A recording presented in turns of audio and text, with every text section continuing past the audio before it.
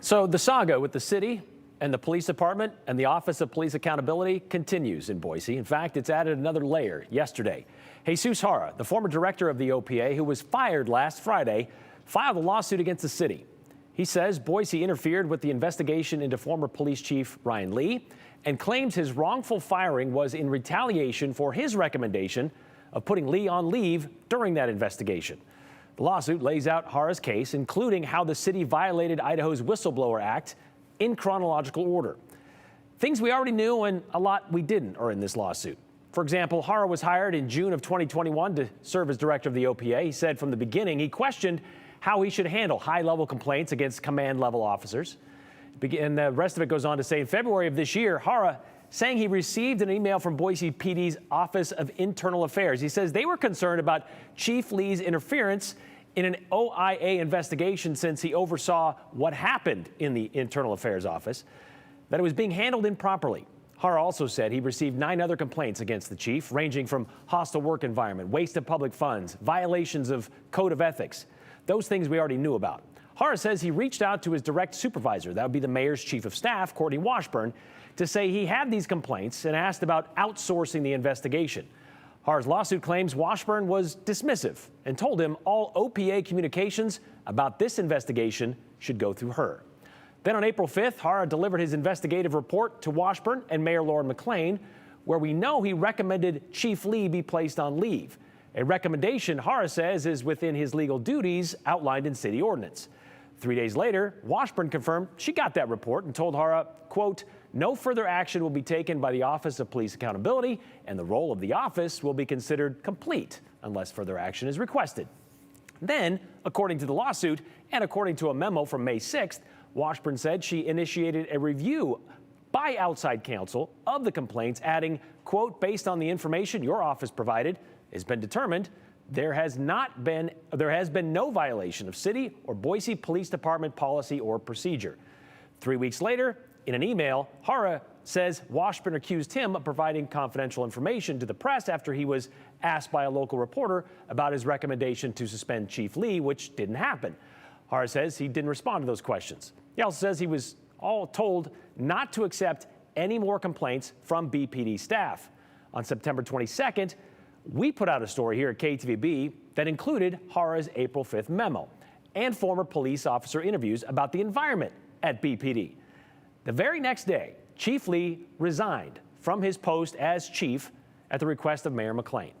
2 weeks later, Mayor McLean told KTVB in an interview that request was made because of new information, but she didn't elaborate on what that new information was.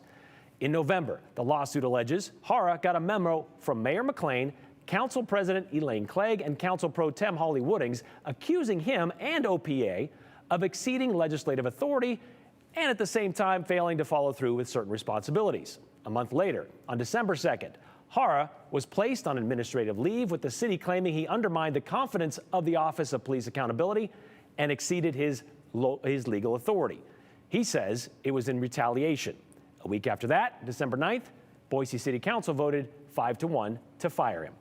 And then yesterday, the lawsuit was filed. Some of that we already knew, as I said, thanks to the investigative reporting from KTVB's Alex Duggan. We wanted to know what new information we have learned from this lawsuit, and she told us some of that has to do with how it outlines the nature of complaints against Chief Lee and his involvement with internal affairs. A couple of those things talked about OPA being prohibited from investigating an off-duty shooting that an officer may have been untruthful about. So that's one of them.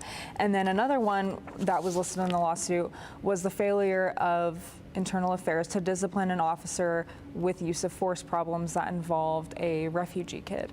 So there were things listed in there that gave more detail that we didn't know previously because the complaints are obviously not subject to public record. We knew back in, I guess it would have been last month in November, leading up to this firing of Jesus Jara, there was this complaint that he was overstepping his bounds, basically, that he was exceeding legislative authority. At the same time, he's failing to follow through with certain responsibilities. But what we didn't quite understand was that shortly after that, Jara also filed a grievance against the city, right? Yeah, so Jesus filed a grievance against the city on November 21st, and then it says a day later on November 22nd, all of his access to evidence databases were completely revoked with no warning, and that was retaliatory in his perspective because that was just happening a day later. And then the mayor, according to the lawsuit, accuses him of watching live body camera footage, which we know the union was also told by the city that he was doing that.